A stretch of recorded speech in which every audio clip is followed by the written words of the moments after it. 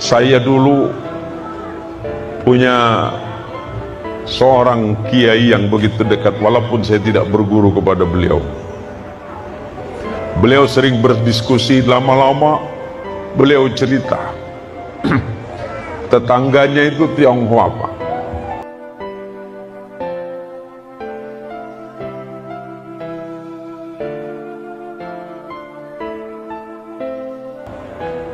Saya juga, tetangga saya Tionghoa, kanan kiri tetangga saya Cina, Pak. Dan insya Allah jamaah banyak tahu bahwa rumah saya itu kanan kiri itu, ini Buddha, ini Kristen, yang di depan Kristen, yang di sebelah sana Buddha.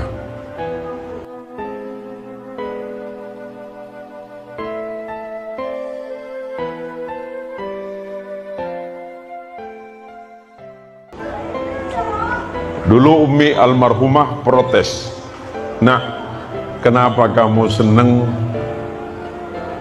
beli rumah di situ yang tetangganya non muslim semuanya?" Jawaban saya sederhana, Mi. Pertama, karena Allah mentakdirkan saya di situ. Yang kedua, mungkin saya bisa memberikan manfaat untuk mereka.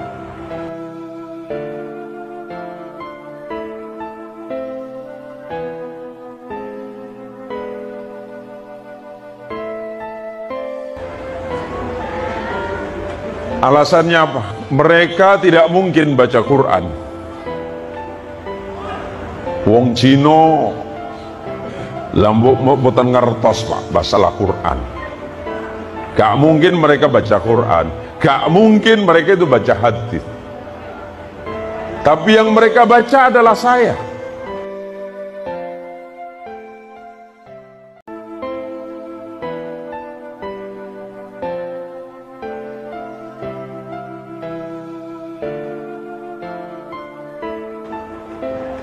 Sebagai seorang muslim, pasti dia membaca saya.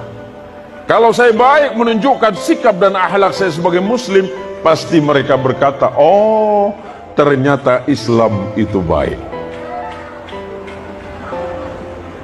Karena saya mendapat cerita dari seorang ulama yang sudah wafat, namanya Kiai Subki Zayyadi. Beliau itu punya tetangga dulu di Paritwan Salim. Ada yang tahu Paritwan Salim, Pak Siantan? Iya, Perwasal. Punya tangga namanya Pak Afiong,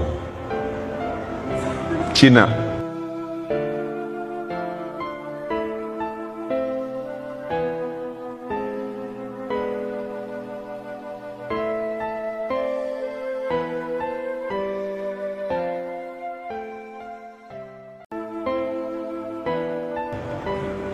Pagi-pagi Pak Apiong ini datang sama Kiai Subki.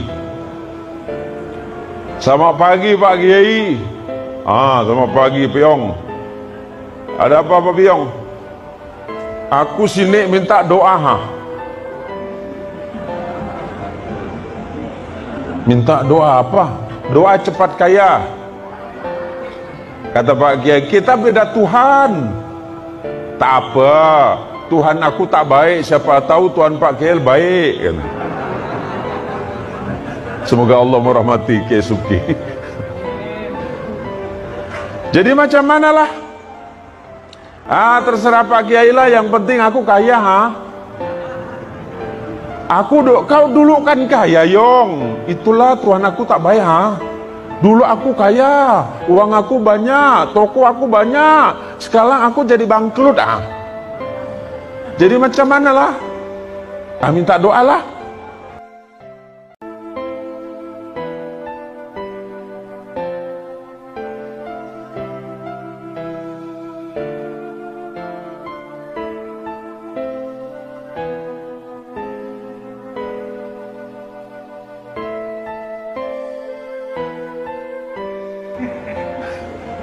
Kiai Subki bilang, "Udahlah Yong, kalau kau mau, yakin, bacalah Fatihah. Bapak banyak, kau baca 1000.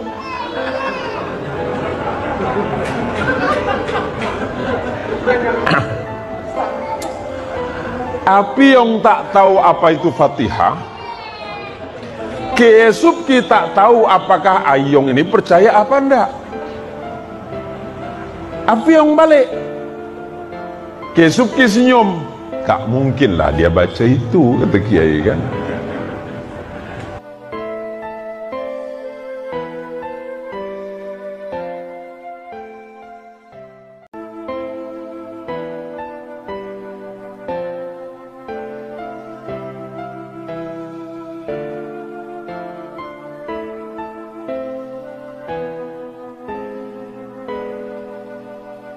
Dua tahun berselang, Pak Ustadz, api yang datang.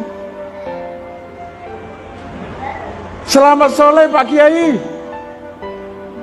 Sore? Kamu siapa ya? Apiong yang mana? Dulu aku yang minta doa sama Pak Kiai, ha? Hah?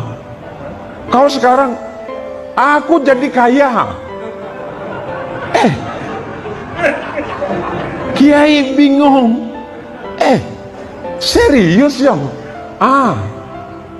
Kau dulu baca apa? Pak Kiai suruh aku baca Fatihah, oh? Iya, aku suruh baca 1000. Kau baca, aku baca, oh?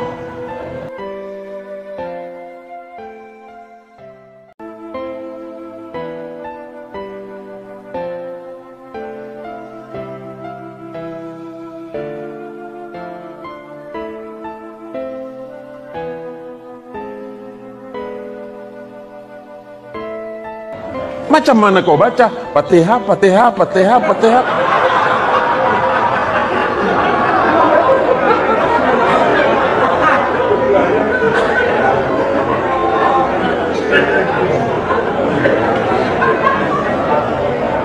Kaget Kiai. Serius ya? Nah, aku jadi kaya, oh. Masa Pak Kiai tak yakin sama Tuhan?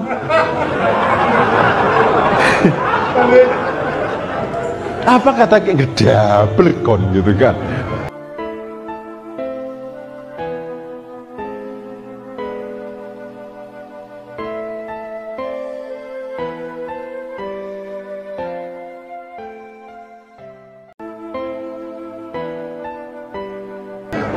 Kiai yang ngajarin gak kaya-kaya, Cina yang diajarin kaya duluan.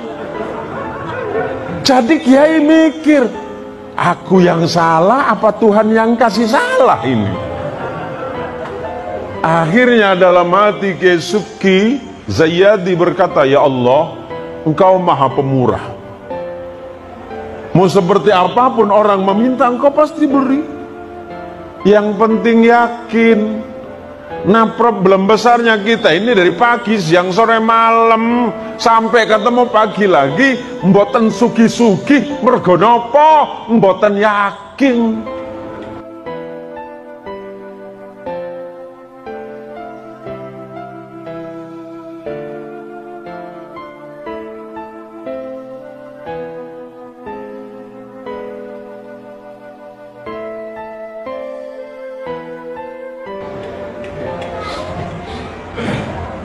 Percaya sama Pak Kiai.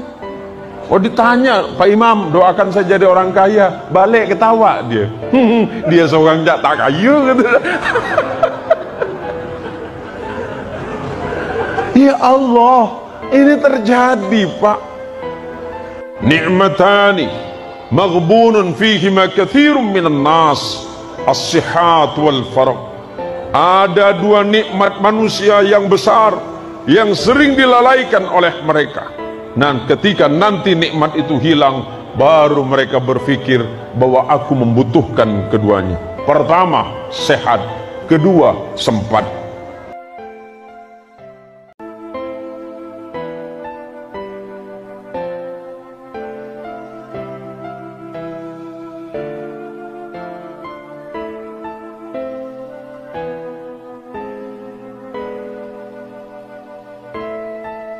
Ketika kita sehat, sempatkan waktu untuk beribadah kepada Allah, bukan sholat ketika sempat. Ingat, sempatkan waktu untuk sholat, bukan sholat di saat sempat. Tak sempat, tak sholat. Di saat sempat, baru dia sholat. Padahal waktu kita ini sudah cukup panjang. Kesempatan yang Allah siapkan begitu luar biasa.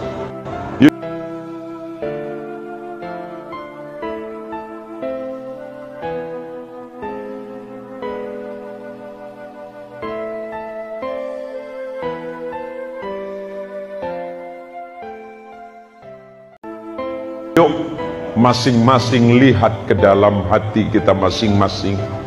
Sudah seperti apakah iman kita kepada Allah? Sudah seperti apakah ketakwaan kita kepada Allah? Dan sudah seperti apakah sabar kita di sisi Allah?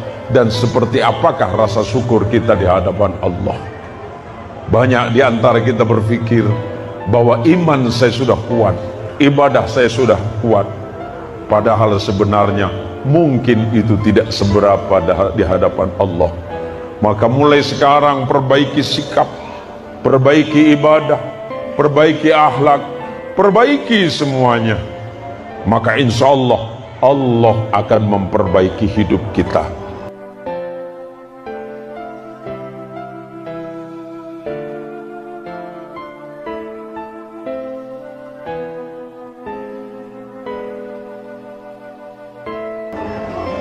Walaupun harta kita tidak banyak, walaupun hidup kita sederhana, rumah kita bukan rumah gedong, rumah kita tidak sebagus istana, mungkin rumah kita beratap dari daun sagu, kemudian papannya terbuat dari dinding yang biasa, lantainya terbuat dari papan yang AC-nya 25 jam.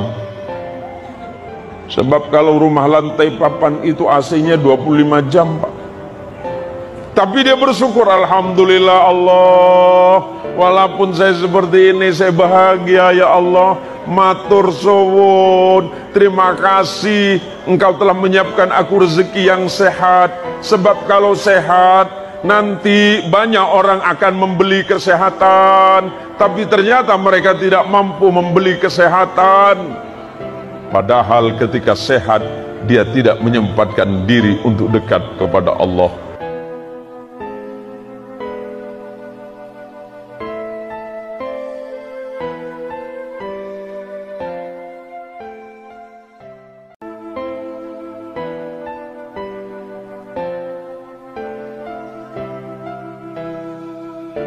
Yang sering kita temukan adalah ketika kita sholat gak yakin kalau kita sedang berhadapan dengan Allah. Padahal yang Allah sebutkan dalam Quran, alladzina yadhunnuna annakum mulaqu rabbihim wa annahum ilaihi raji'un.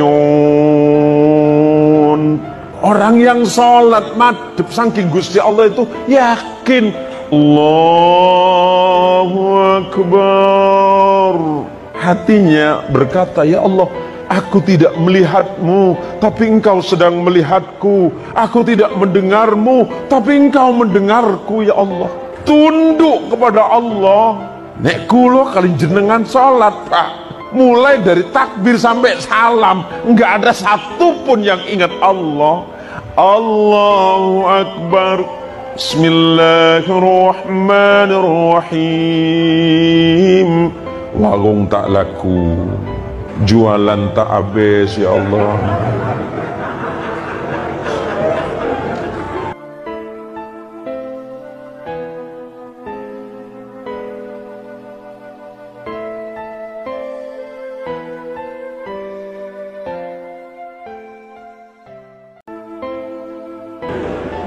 Yang jualan ayam di pasar ngeluh, ayam naik, ya Allah. Tak ada satupun orang lewat nanya, Pak Kades, Ar-Rahmanir-Rahim. Anggaran tahun ini, ya Allah, seret betul, ya Allah.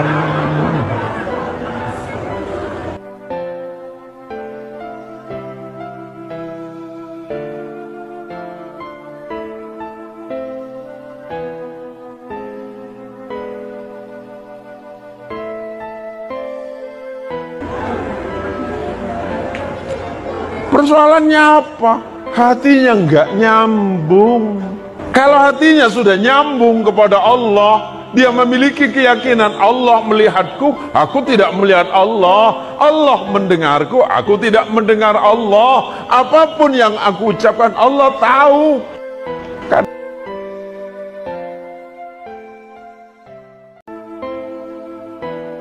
Kadang-kadang kita ini sebelum sholat problemnya banyak. Problem yang banyak di luar sholat, dibawalah ke sholat. Sama dengan ibu-ibu yang kehilangan dompet. Ibu yang kehilangan dompet sebaiknya nggak usah datang sama dukun. Dukun itu suka bohong. Tapi ibu sholat, insya Allah ketemu dalam sholat. Dompet yang hilang, Allahu Akbar, alhamdulillahi rabbil alamin, Ar-Rahmanir Rahim, Maliki Yaumiddin. Mulai merayau pikiran, tadi aku dari pasar, mampir mana ya? Oh, akhirnya dompet ketemu waktu waladhdallin. Di mana? Aku taruh di atas lemari. Persoalan hidup dibawa dalam salat. Bagaimana Allah akan mengeluarkan kita dari persoalan?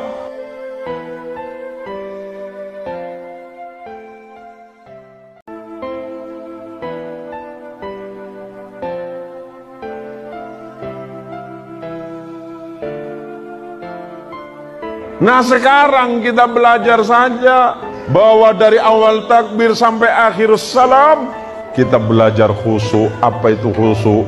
Yang penuh dengan ketenangan, penuh dengan ketawadhuan, penuh dengan kerendah hatian kepada Allah, penuh penyerahan diri kepada Allah. Ya Allah, salatku tidak sempurna ya Allah, salatku tidak sebaik itu ya Allah, salatku tidak sebaik Nabi, salatku tidak sebagus sahabat, salatku tidak sesempurna ulama dan para walimu, salatku ini seperti ini ya Allah, tolong terima ya Allah. Allah pasti menerima.